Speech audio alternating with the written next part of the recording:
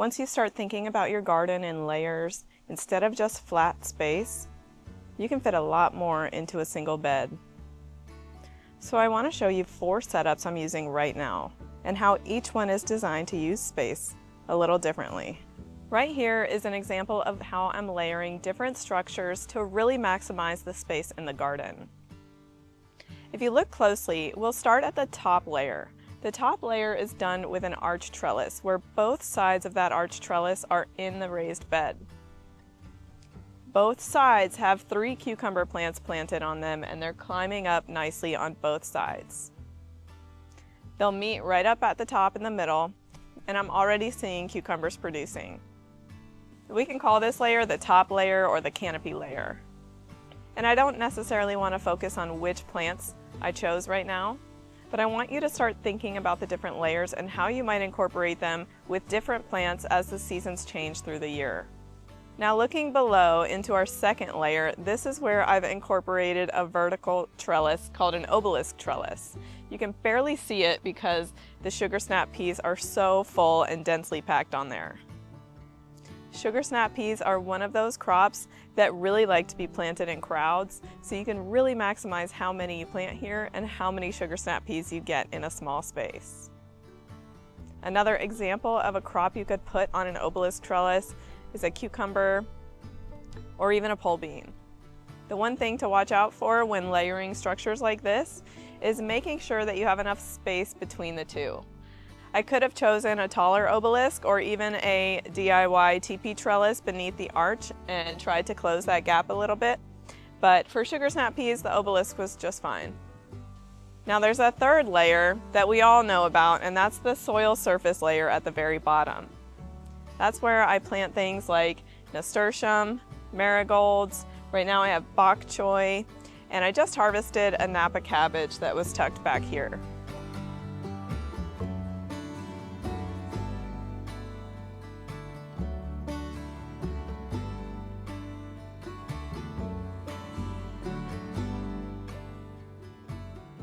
When you're layering structures like this, one of the benefits of that canopy layer up top is that it provides shade for the crops underneath. And a lot of greens and a lot of herbs like that dappled sun this time of year, so the options are really pretty broad for all types of different herbs or smaller leafy greens or smaller crops that would fit on the soil surface beneath. When you stack structures like this and you fill up all the layers, this is where you can really maximize your yields in a small space. Here's another example of layering in the vertical direction. But instead of stacking structures, we're layering crops. Our very top layer here is a DIY teepee trellis. This is one that I made by myself. It's really simple. I started with some 8-foot bamboo stakes that I picked up at my local nursery, and I just tied them with twine at the very top.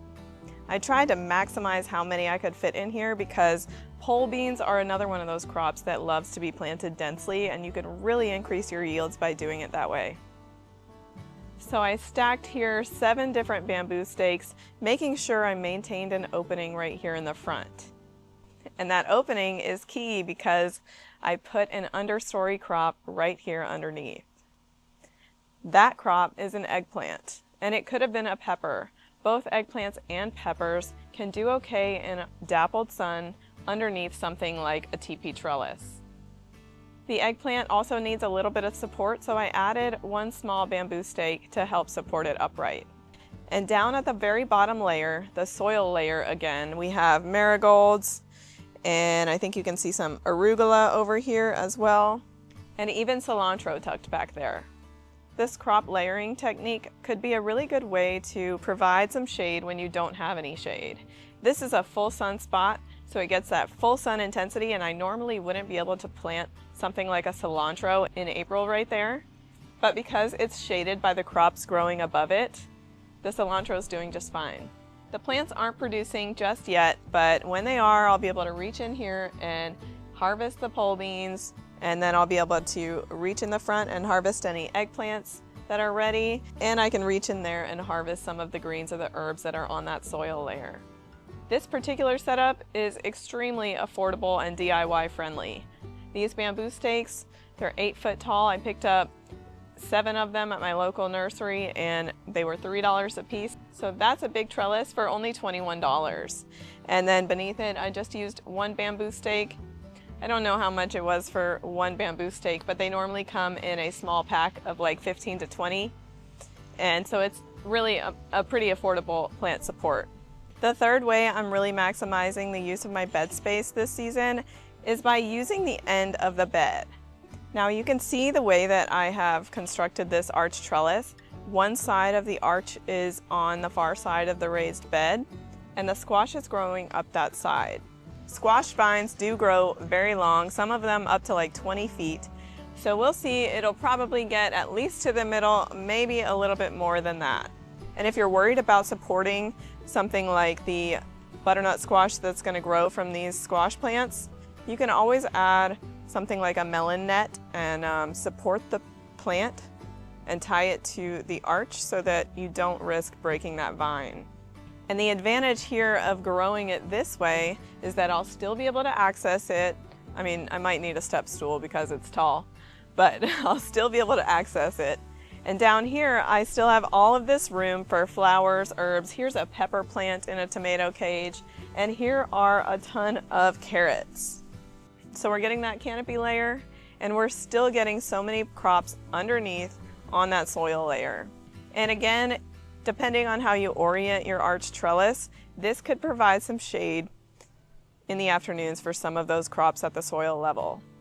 Here's another example of thinking outside the box to maximize your growing space. Now, instead of growing in the vertical direction in layers, now we're looking at growing in this direction in layers. So you can see I still have surface level growing, and then I decided to use the space outside of the bed, starting with a panel trellis that's on the back. So I planted this cucumber plant right here on the edge of the bed, and I'm routing it all the way outside the bed, and so I'm standing on the mulch right next to the cucumber. Access is great. I wouldn't necessarily use this panel, behind the teepee trellis because that would limit my ability to harvest anything. But right here, this is a great direction for access, and it really helps these leaves get lots of sun exposure and lots of airflow. Right here is another example of using the edge of the bed and trying to maximize the space by routing it on a panel trellis that extends far outside the raised bed. Now maybe you don't have the exact same setup, but maybe you can get creative about how you can think in different directions in your garden. This is an indeterminate tomato type right here. It's a sun gold tomato, and I'll be able to route the vine all the way as far as my fence line goes if I wanted to.